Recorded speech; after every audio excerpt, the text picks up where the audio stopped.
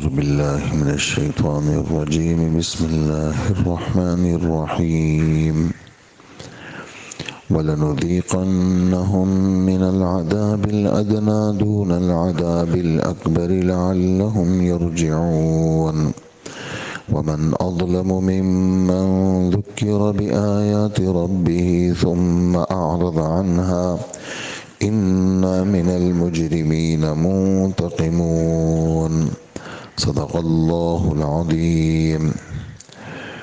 آیت نمبر 21 اور 22 کی تلاوت ہوئی ہے اور 21واں پارہ ہے۔ سورہ سجدہ ہمارا چل رہا ہے۔ اللہ جل جلالہ فرماتے ہیں کہ اور اس بڑے عذاب سے پہلے بھی ہم انہیں کم درجے کا عذاب کا مزہ بھی ضرور چکھائیں گے تاکہ یہ باز آ جائیں۔ اور اس سے بڑا ظالم کون ہوگا جس کو اپنے پروردگار کی آیتوں کے ذریعے سے نصیحت کی گئی تو اس نے ان آیتوں سے منہ موڑ لیا۔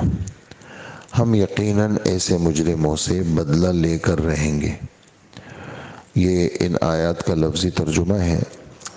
تو گزشتہ کل کافی ساری باتیں آپ حضرات کی خدمت میں آئی ہیں کہ دنیا کے اندر اللہ پاک کی طرف سے جو امتحانات آتے ہیں اس میں اللہ پاک خود فرماتے ہیں تم پر کسی قسم کی کوئی بھی مصیبت آتی ہے تو تمہارے گناہوں کی وجہ سے آتی ہے، اور بہت سارے گناہ اللہ ویسے ہی معاف کر دیتے ہیں۔ ہمیشہ ہر قسم کا جو حال آتا ہے اس میں یہ والی بات ہم سب کے ذہن میں ہونی چاہیے۔ قرآن پاک کی آیات ہیں اور آیات کا مفہوم آدمی کے ذہن میں ہونا چاہیے۔ اللہ پاک فرماتے ہیں سورہ تغابن میں کہ ما اصاب من مصیبت الا باذن اللہ، کسی قسم کی کوئی بھی مصیبت کسی پر بھی آتی ہے وہ اللہ کے حکم سے آتی ہے۔ بس یہ بات، یہ 100 باتوں کی ایک بات ہوگی بھی کہاں سے آئی ہے؟ یہ اللہ کی طرف سے آئی۔ یہ جو میرے دماغ اس وقت بے قرار ہے، میرا دل پریشان ہے، یہ جو حال آیا ہے مجھ پہ، اس میں اللہ کو دخل ہے، اللہ نے کیا ہے یہ۔ اور وَمَن يُؤْمِن بِاللَّهِ يَهْدِ قَلْبَهُ، ایسے موقع پر اللہ کی ذات پر ایمان کو آدمی تازہ رکھے۔ ایسے موقع پر اللہ پاک کی ذات پر ایمان کو تازہ رکھے، کیا ہوگا؟ یہد قلبہ، اللہ اس کے دل کو سیدھا راستہ دکھائیں گے۔ ایسے موقع پر آدمی اپنے ایمان کو تازہ کرے کہ بھئی لا الہ الا اللہ محمد رسول اللہ، اشہد ان لا الہ الا اللہ اشہد ان محمد عبدہ ورسولہ، ایمان کو تازہ رکھے میں مسلمان ہوں۔ اور یہ اس وقت شیطان میرے دل میں وسوسے ڈالتے، میں شیطان کی نہیں سنوں گا۔ تو جب اس قسم کے ایمان کو تازہ کرے گا تو کیا ہوگا؟ یہد قلبہ، اللہ اس کے دل کو سیدھا راستہ دکھا دیں گے۔ اور دل تو بدن کا بادشاہ ہے، دل تو بدن کا بادشاہ ہے۔ جب دل کو سیدھا راستہ مل گیا تو سارے اعضاء کو سیدھا راستہ مل گیا۔ وَمَن يُؤْمِن بِاللَّهِ يَهْدِ قَلْبَهُ وَاللَّهُ بِكُلِّ شَيْءٍ عَلِيمٌ، اللہ ہر چیز کو جانتے ہیں۔ تمہاری یہ جو مصیبت آئی ہے نا وہ اللہ جانتے ہیں، اللہ پاک کو پتہ ہے تمہاری یہ مصیبت تم پر آئی ہے نا، لہٰذا ایسے نہیں ہے کہ اللہ کو پتہ نہیں ہے مصیبت آ گئی۔ ایسا ہو سکتا ہے؟ ایسا نہیں ہو سکتا۔ مصیبت اللہ کو پتہ ہے، مصیبت آ گئی اللہ کے علم میں ہے۔ تو کیا کرنا ہے جی؟ ایسے موقع پر کیا کرنا ہے؟ کہا جی ایسے موقع پر اللہ اور اس کے رسول کی مان کے چلنی ہے۔ حال تو آیا ہے لیکن اطاعت کو نہیں چھوڑنا، فرما برداری کو نہیں چھوڑنا کہ بھئی حال آ گیا، اللہ پاک مجھ پہ یہ مسلط کر دیا، میں بھی نماز نہیں پڑھوں گا، میں بھی ایسا کروں گا، نہیں۔ اطیعوا اللہ واطیعوا الرسول، اطیعوا اللہ واطیعوا الرسول، ایسے سخت حالات میں بھی اللہ کی اطاعت کو چھوڑنا نہیں ہے۔ فَإِن تَوَلَّيْتُمْ، اور اگر تمہاری دل دماغ پھر بھی قابو میں نہیں ہے اور پھر بھی ہماری بات تم پہ نہیں لگ رہی ہے، نہ لگے، جاؤ اپنا کام کرو۔ فَإِنَّمَا عَلَىٰ رَسُولِنَا الْبَلَاغُ الْمُبِينُ، ہمارے رسول پوری بات پہنچا دیں گے، اور بس تم نہیں کرنا ہے مت کرو، جاؤ پھر پریشان پھرتے رہو۔ ہمارے ساتھ جڑو گے تو ہم تمہاری پریشانی کو دور کر دیں گے۔ اس وقت تمہارا حال ٹھیک نہیں ہوگا لیکن تمہارا دل مطمئن ہوگا. اور اصل کیا ہے؟ انسان کے دل کا اطمینان. اور پھر فرمایا اللہ لا الہ الا ہو، اللہ کے سوا کوئی معبود برحق نہیں، اللہ ہی سب کچھ ہے. پھر کیا کرنا ہے؟ وعلی اللہ فلیتوکل المؤمنون، صرف اللہ کی ذات پر ایمان والوں کو بھروسہ رکھنا چاہیے. کس پر بھروسہ رکھنا چاہیے؟ ہاں، ہر حال میں اللہ کی ذات پر بھروسہ آدمی رکھے. تو یہ جو آیت سورہ تغابن کی میں نے پڑھی، 3-4 آیتیں آپ سنتے بھی ہیں، میں پڑھتا ہوں نماز میں، یہ آیتوں میں بہت بڑی تسلی ہے.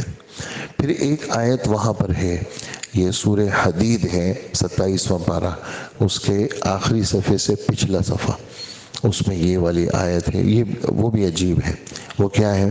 اللہ جل جلالہ فرماتے ہیں ما اصاب من مصیبت فی الارض ولا فی انفسکم الا فی کتاب من قبل ان نبرأها.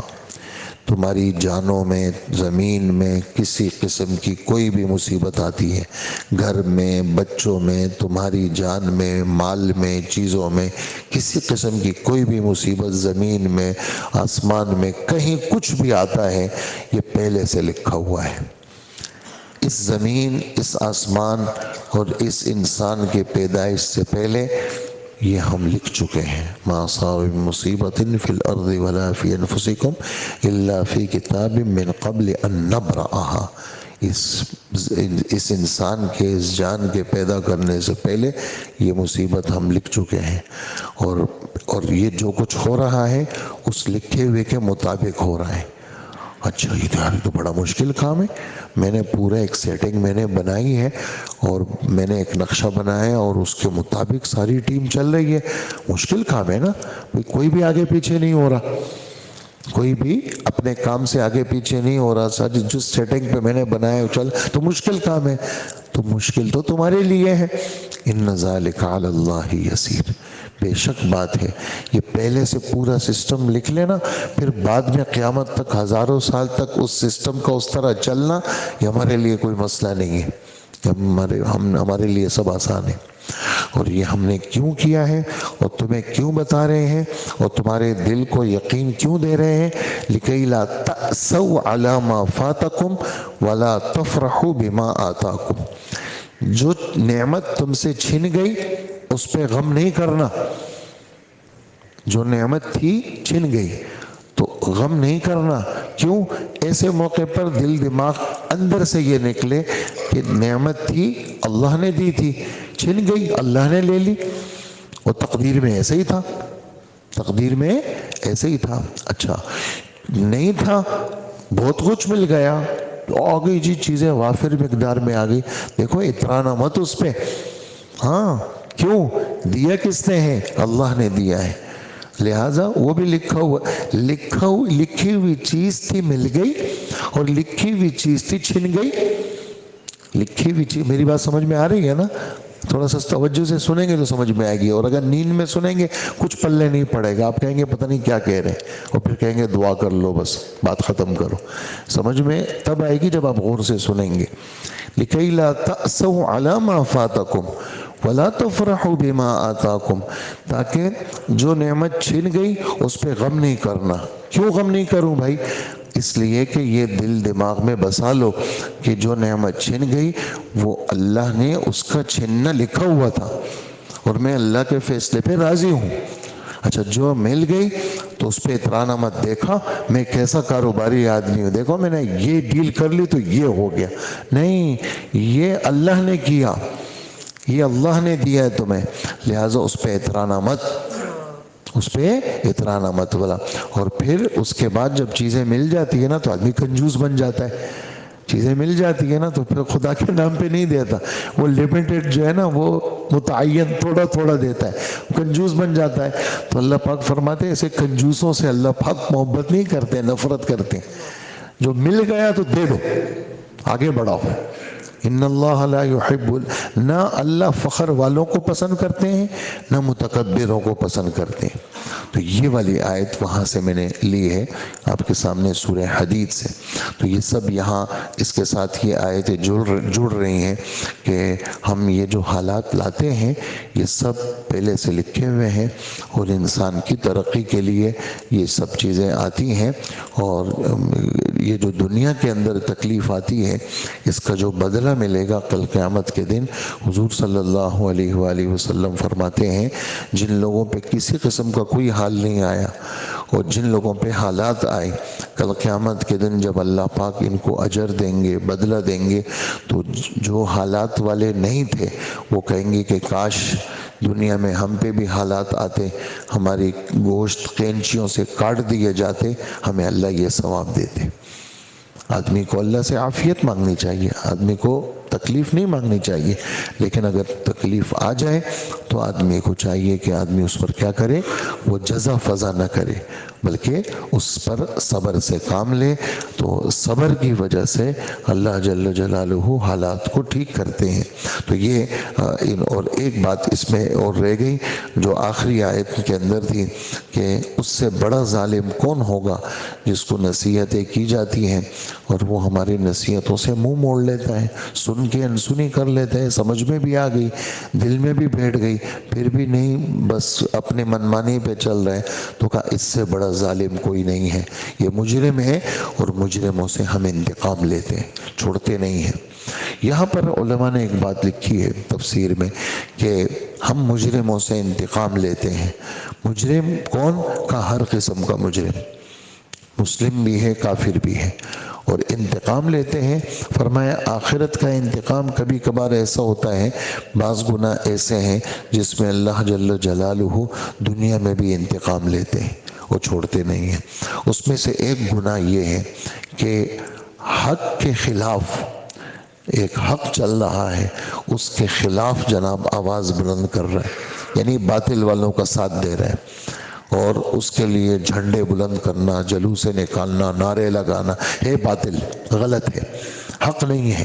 تو کہا ایسا آدمی جو حق کے خلاف نعرے لگاتا ہے اللہ پاک اس کو دنیا میں بھی نہیں چھوڑتے. اور دوسرا گناہ وہ ہے جو ماں باپ کا نافرمان ہے، اللہ جل جلالہ اس کو دنیا میں بھی نہیں چھوڑتے. ہاں آخرت تو ہے لیکن اللہ پاک وہ چیزیں جو اس نے اپنے ماں باپ کے ساتھ کی ہیں اس کے بچے اس کے ساتھ کریں گے، اور بالکل اسی طرح کریں گے، بالکل اسی طرح کریں گے. جو یہ کرتا ہے، جس اسٹائل کے ساتھ یہ اپنے ماں باپ کے ساتھ رہتا ہے اور جس انداز کے ساتھ رہتا ہے، تو اس سے جو پیدا ہوگا وہ اسی اسٹائل کے ساتھ اس کے ساتھ رہے گا. تو یہ کیا ہے؟ کما تدین تدان، جیسا کرو گے ویسا بھرو گے، جیسا کرو گے ویسا بھرو گے. اور تیسرا گناہ وہ ہے کہ آدمی کسی ظالم کی مدد کرے، ظالم کی طرفداری کرے، ظالم کے ساتھ چلے، ظالم کا ساتھ دے کسی بھی موقع پر. اس کو پتہ ہے کہ یہ 2 نمبر آدمی ہے اور غلط آدمی ہے، لیکن اپنے مفاد کے لیے یہ ظالم کا ساتھ دیتا ہے. تو ظالم کا ساتھ، ظالم کی مدد والا آدمی یہ کبھی بھی، یہ اللہ پاک اس کو دنیا میں بھی پکڑتے ہیں اور آخرت میں بھی پکڑتے ہیں. تو یہ باتیں تھیں آج کے درس کی. اللہ پاک مجھے بھی عمل والا بنائے، آپ کو بھی عمل والا بنائے. اللہ پاک ہم سب کی مغفرت فرمائے. الحمدللہ رب العالمین.